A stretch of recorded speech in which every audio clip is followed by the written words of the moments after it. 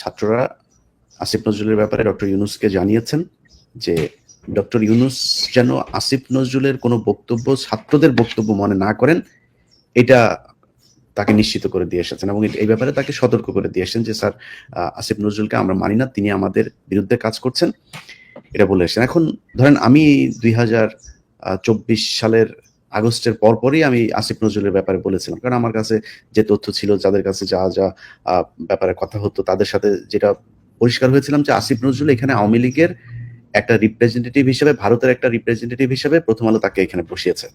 এখন আমরা ধরেন 5 তারিখের আগে কিন্তু সবাই দিশেহারা, কে কি করবে, কি হবে, হাসিনা যে যাবে কি যাবে না, কারোর কোনো প্রস্তুতি ছিল না, থাকার কথাও না। ভারত কিন্তু ঠিকই এই ওয়াকার থেকে শুরু করে সেনাবাহিনীর কয়েকজনকে নিয়ে, আসিফ নজরুলদেরকে নিয়ে দফায় দফায় বৈঠক, কি হবে, কিভাবে কি করা হবে, প্রথম আলো এদেরকে বসানো হয়েছে যে কিভাবে সরকার চলে গেলে কারা কোথায় আসবে। তারা কিন্তু সেভাবে তাদের প্ল্যান ওয়েতেই কিন্তু সেটা করেছেন।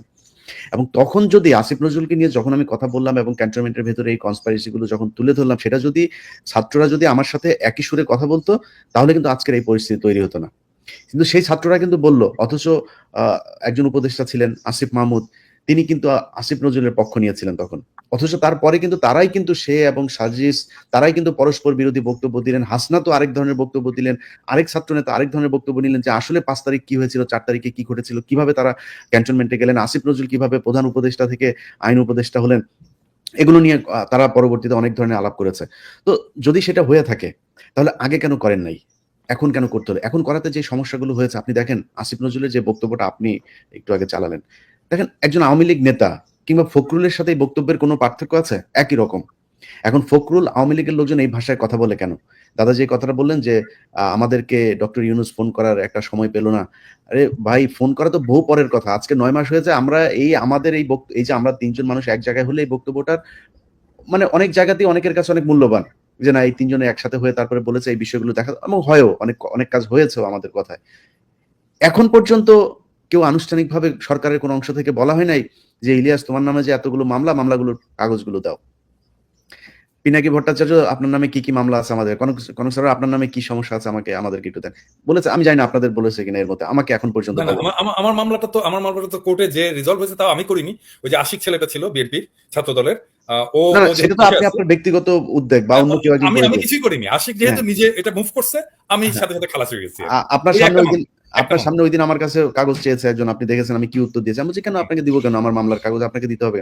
এই রাষ্ট্র করতে হবে, এই রাষ্ট্রকে এটার পদক্ষেপ নিতে হবে। যদি মনে করে না যাবো না দেশে, সমস্যা কি? তারা যদি মনে করে ইলিয়াস দেশে আসলে তারা আটক করবো, এই জন্য মামলা জিয়ে রাখেন। এই দেশের জনগণ বিচার করবে একদিন। আসিফ নজরুলের কথাবার্তা, ইলিয়াস দেশে গেলে আটক করতে পারবে না, ওইটা তাদের উদ্দেশ্য কি আমার বলেন, উদ্দেশ্যটা কি আমারে বলেন, তাদের উদ্দেশ্য কি? সে পারবে না সেটা অন্য জিনিস। এই যে কালকে হামিদ যে 2 দিন আগে, আমি মনে করি কি ইলিয়াস, যে আমাদের মামলার চাইতে যাদের আসলে কিছু, এই যে হেফাজতের কত লোকের যে মামলা এরকম আছে, আমাকে যে কতজন রিচ করে এর মধ্যে, হ্যাঁ আমি করতে পারি না সবার জন্য, ওদেরটা করুক আগে। এটা আমি মনে করি যে এই সমস্ত অসহায় মানুষদের জন্য আরেকটা বিষয় আছে। কিন্তু আমরা তো হেফাজত বলছি বা বলছি, বিএনপি সাধারণ কর্মীরা কি পরিমাণ সাফাদার, ভিতরে কতজন আছে এখন? বড় বড় নেতারা সব মানে হয়ে বের হয়ে চলে আসছে। বাকিদের অবস্থা কি? বাকিদেরটা কে দেখছে? কত লক্ষ মামলা ছিল না? 10 লক্ষাধিক মামলা ছিল, সেই খবরও কেউ নেয় না। তো আসিফ নজরুলের সেই বক্তব্য আপনি যদি শোনেন, তাহলে মনে হবে যে না, আওয়ামী লীগের একজন লোক, উনি খুঁজে পান না। আরে ভাই, আমার দেশের আদালতের দরজা থেকে আপনার ওই ভদ্রলোকের নাম কি, হিন্দু, শুকরঞ্জন বালি, আমার দেশের আদালতের সামনে থেকে তুলে নিয়ে যায়। আপনি এটা দেশ বিরোধী কর্মকাণ্ড না? মানে দেশ বিরোধী কর্মকাণ্ড আসিফ নজরুল কয়টা চায় আওয়ামী লীগের ব্যাপারে দেখাইতে, উনি খুঁজে পান না। এখন ওনার এই বক্তব্যের সমস্যা হচ্ছে, ভাই ওই যে ধরেন ডিজিএফআই টান দেয় আসিফ, ওই যে ওই মেয়ের ভিডিওটা কিন্তু ছেড়ে দিব, আসিফ আবার সোজা হয়। আসিফের কিন্তু খুব মনে চায় আমাদের মতো করে এই জনগণের সাথে থাকতে, ওনার যে ভালোবাসা জনগণের কাছ থেকে পেতেন, সেটা পাইতে আমার বিশ্বাস, ওনার খুব ইচ্ছে করে এটা পাইতে। ডিজিএফআই কে এটা করে এখন? ইলিয়াস, এটা আমার আসলে জানা দরকার।